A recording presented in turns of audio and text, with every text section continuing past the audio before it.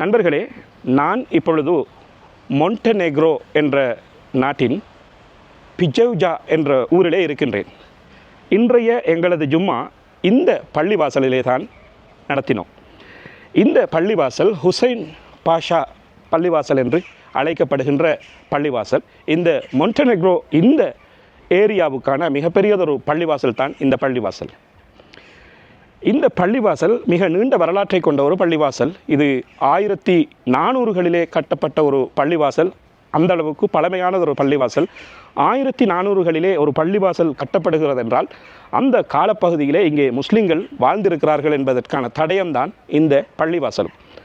ஆகவே இந்த Bosnia, மொண்டெனெக்ரோ, Serbia, Albania, Kosovo போன்ற நாடுகள், இவைகளை பொறுத்தவரைக்கும் பல்கன் நாடுகள் என்று அழைப்பார்கள். இந்த நாடுகள் 1400களிலே முஸ்லிம்கள் செல்வாக்கு செலுத்திய நாடுகளாக இருப்பதை இந்த வரலாற்றிலிருந்து நாங்கள் பார்க்கலாம்.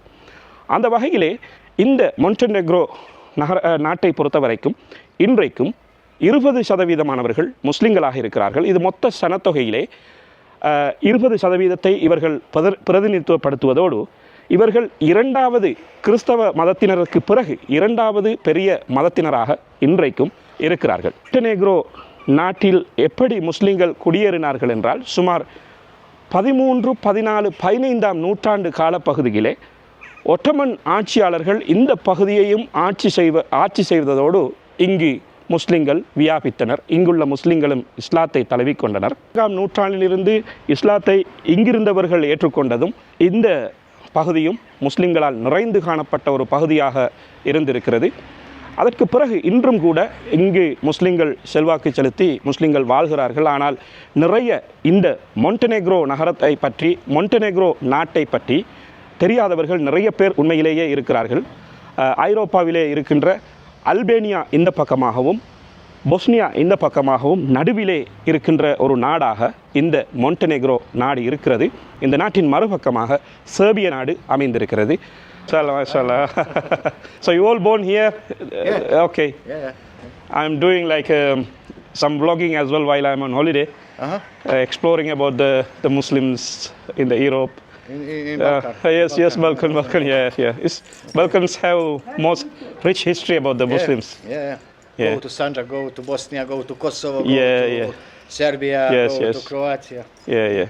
Nice to meet you. Nice to meet you. You Imam, you say?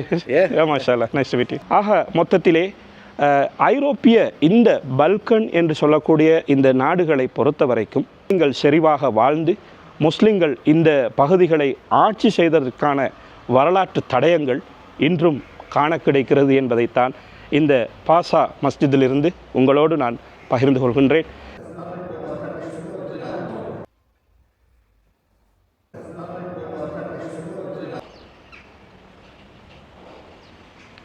இந்த வீடியோக்களை கட்டாயம் ஷேர் செய்து கொள்ளுங்கள்.